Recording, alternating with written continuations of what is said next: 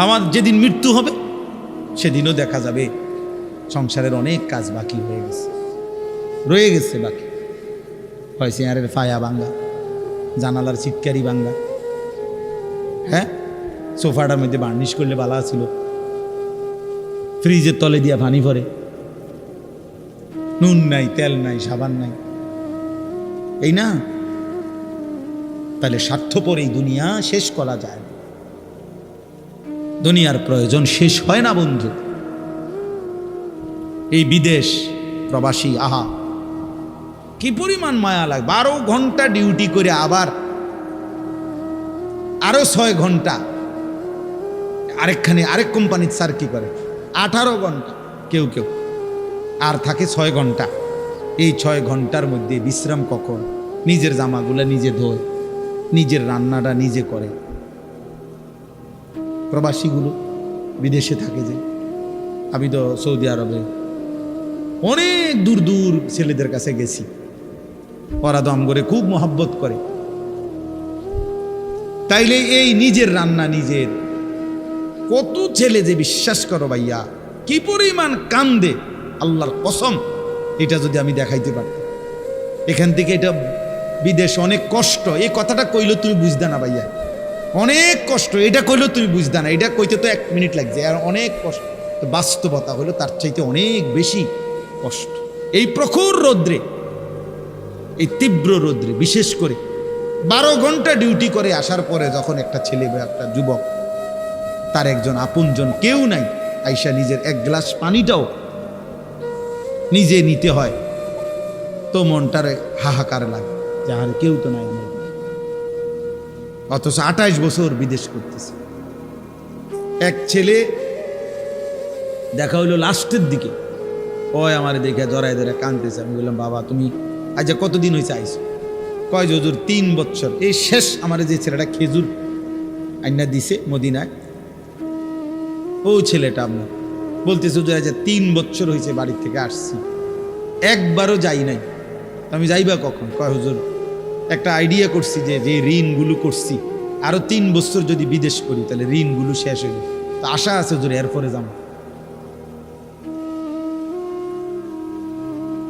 এই কদ্দুর অল্প বয়সী ছেলে।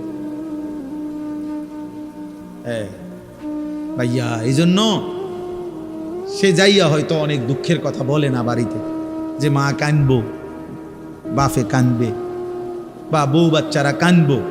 এই জন্য অনেকে অনেক নিজের দুঃখের কথা বলে না, কষ্টের কথা নিজেই হজম করে পড়ে থাকে।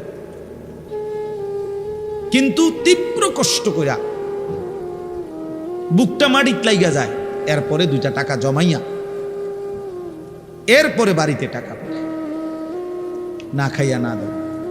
এই কখনো একটা দোকান থেকে একটা বার্গার, কখনো একটা 1 টুকরা মুরগি, একটা কিছু খাইয়া শুইয়ালায়। ক্লান্তিতে আর ভাল লাগে না, যে কিটা রাখবো, শরীরে আর কুলাইতেছে না, এতক্ষণ ডিউটি করে আইসা। আমি যেমন এই সারাদিন বয়ান করে রাত্রে 3টা 3:30টায় বাসায় যাই, ফজরের নামাজের পরে আমারে যদি কেউ একটা এই টিস্যু বক্সটা যদি এনতিকে অনে নিয়ে যেতে কয়, আমার মাথা আসমান ভাঙ্গা।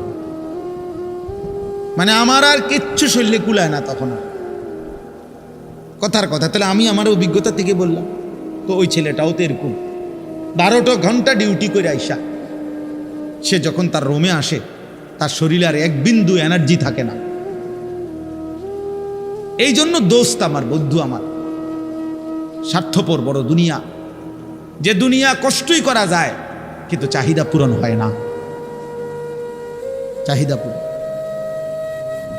অসংখ্য যুবক আমারে বলছে প্রবাসী, হুজুর এই 12 বছরে কোনোদিনও হুজুর পরিবারকে শেষ পর্যন্ত চূড়ান্ত খুশি করতে পারিনি। মাও নারাজ, বাপও নারাজ, বউ বাচ্চাও নারাজ। 5,000 টাকা দিলে কয়তে একটা বিদেশ করে, তে বুঝি তার হাতে কেমনে 5,000 টাকা দিত, তে বুঝি পারল না 10,000 টাকা দিত। কথা বুঝেন নাই? অর্থাৎ সবাই মনে করে তে আরো দিত হইতো। মাও নারাজ, বাপও নারাজ, ফুতো নারাজ, জিও নারাজ, বউও নারাজ। এই হলো প্রবাসীর জীবন।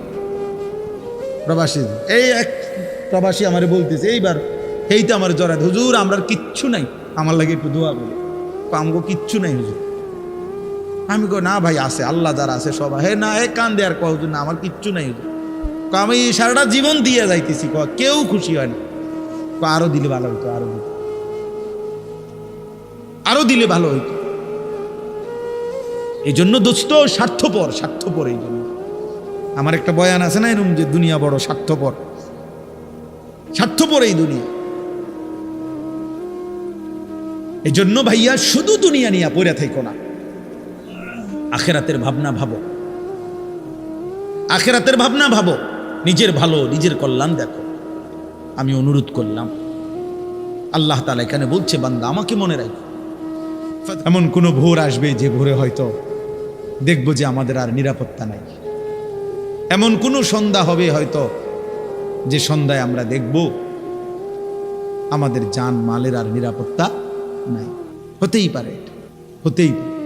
যখন যুদ্ধ করতেছে তখন আমরা মক্কায়, হজ শেষ হয়ে গেছে তখন, এই যে কয়দিন আগে হইল, হাজিরা বারবার আমার বাংলাদেশি বয়স্ক সাধারণ মানুষ যারা হজ আমগো কাফেলার একটু পর আইসে হুজুর দোয়া করেন, হুজুর বাইত নি না যাইতেন, বিমান নি বন্ধ হয়ে যায়, ফ্লাইট নি বন্ধ হয়ে যায়, মানে সারাক্ষণ দুঃখ করে আপনার টেনশনে ছিল যে যদি ফ্লাইট বন্ধ হয়ে যায়, বিমান বন্ধ হয়ে যায়, বাড়ির জম্মু কেমন ফিরবো কিভাবে?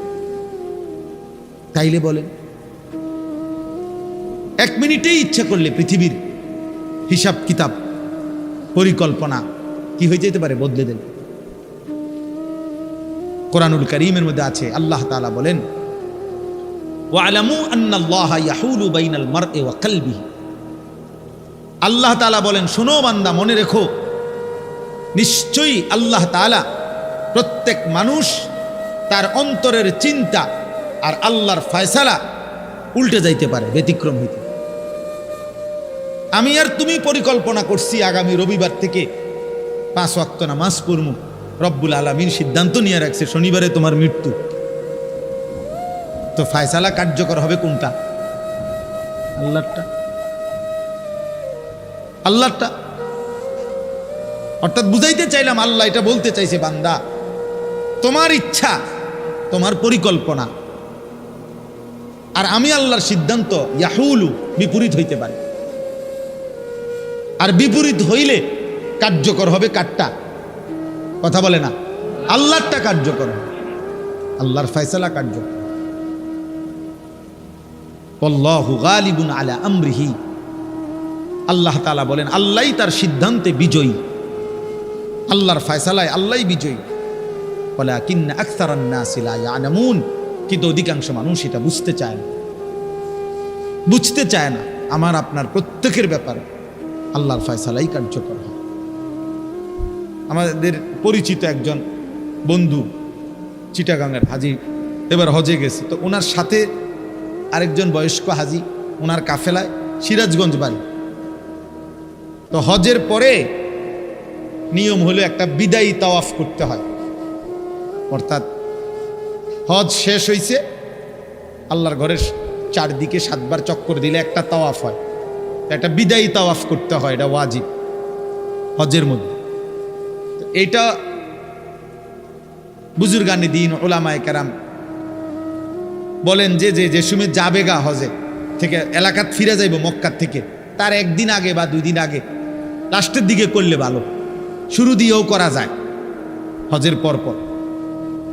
তো ওই আমাদের এই বন্ধু, ওনার সাথে এই বয়স্ক হাজি মুরব্বী, তো ওনার মোয়াল্লেম ওনাদের বলছে, আর আপনারা আরও একটা তারিখ বলছে যে আরও 3 দিন পর বা 4 দিন পর আপনারা অমুক দিন আমরা একসাথে বিদায়ী তাওয়াফ করব।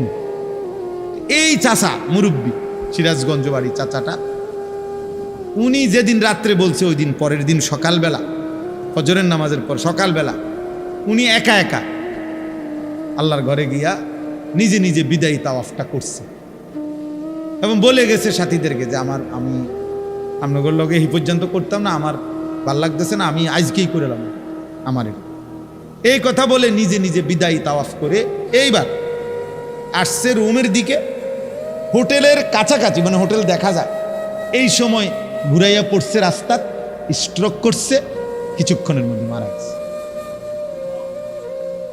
তাহলে তার দিলে খবর হয়ে গেছে যে আগামী 3 দিন পরে সে থাকবে না। তো আল্লাহ দয়া করে তারে তার হজ পূর্ণ করাই দিছে। এ তো মালিকের ইহসান। তা আমি বললাম আর কি, কল্পনা আর আল্লাহর ফয়সালা কি হয় ভিন্ন। আর তখন কার্যকর হয় কারটা? আল্লাহ। প্রিয় ছেলেরা, বাবারা, সবাই রে বলি, আমরা স্বার্থপর এই দুনিয়ায় শেষ পর্যন্ত কেউ কারো জন্য মনে রাখে না।